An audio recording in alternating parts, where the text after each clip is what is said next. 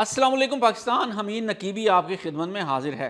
ناظرین، آپ نے دنیا میں بڑے بڑے ڈیم بنتے دیکھے ہوں گے، ہزاروں کلومیٹر لمبی نہریں بنتی دیکھی ہوں گی، یہاں تک کہ انسان نے دریاؤں کا رخ بھی موڑ دیا تھا۔ لیکن کیا آپ نے کبھی سنا ہے کہ کسی ملک نے صحرا کے اندر پورا سمندر لانے کا منصوبہ بنایا ہو؟ جی ہاں، سمندر جناب، یہ حقیقی منصوبہ تھا جس پر دنیا کے بڑے انجینئرز، سائنسدان اور حکومتوں نے کئی دہائیوں تک سنجیدگی سے کام کیا۔ یہ ایک ایسا منصوبہ تھا جسے بنانے کے لیے سائنسدانوں نے 200 سے زیادہ ایٹمی دھماکوں کی تجویز بھی دی تھی۔ اب سوال یہ ہے، آخر وہ کون سا صحرا تھا جہاں پورا سمندر لانے کی منصوبہ بندی کی گئی؟ اور اگر یہ مکمل ہو جاتا تو کیا واقعی دنیا کا نقشہ، معیشت اور شاید دنیا کی توانائی کی تاریخ بھی بدل سکتی تھی؟ آج کی ویڈیو میں ہم اس حیران کن منصوبے کی تہہ تک جائیں گے، جہاں ایک طرف انسانی ذہانت اپنی انتہا پر نظر آتی ہے تو دوسری طرف فطرت، سیاست اور سائنس مل کر اس خواب کو حقیقت بننے سے روک دیتے ہیں۔ ویڈیو آخر تک دیکھیے گا کیونکہ اس کہانی کا ہر اگلا موڑ پچھلے موڑ سے زیادہ حیران کن ہے۔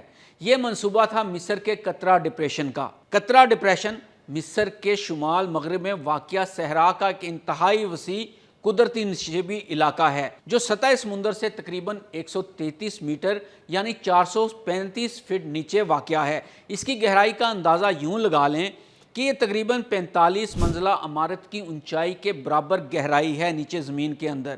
یعنی کہ اگر آپ 45 منزلہ عمارت بنائیں اور وہ زمین کے اندر چلی جائے تو اتنا گہرا ہے، جبکہ اس کا رقبہ تقریباً 19,500 مربع کلومیٹر کے برابر ہے۔ یعنی جو سلوینیا ایک ملک ہے، وہ پورا ملک جو ہے اس نشیبی جگہ میں سما سکتا ہے۔ بلکہ صحرا کے درمیان پھیلا ہوا یہ ایک قدرتی نشیبی میدان ہے جو تقریباً 20,000 مربع کلومیٹر پر محیط ہے۔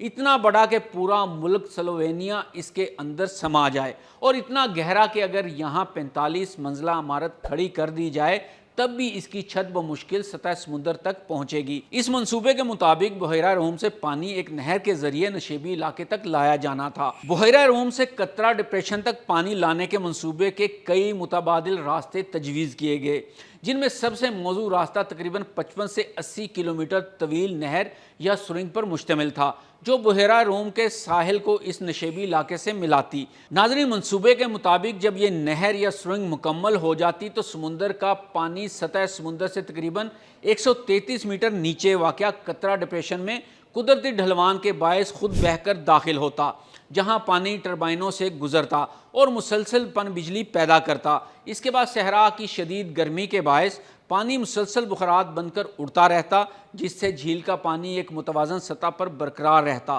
اور سمندر سے نیا پانی مسلسل آتا رہتا۔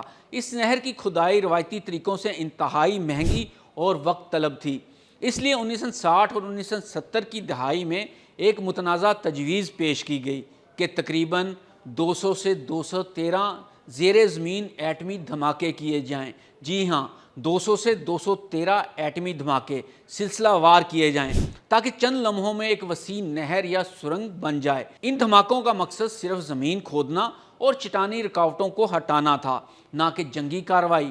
تاہم ماہرین نے اندازہ لگایا کہ اتنے طاقتور دھماکوں سے شدید تابکاری، ماحولیاتی آلودگی، زمینی ساخت میں تبدیلی، زیر زمین پانی کی آلودگی اور انسانی صحت پر سنگین اثرات مرتب ہوں گے۔ اس لیے یہ منصوبہ کبھی عملی شکل اختیار نہ کر سکا۔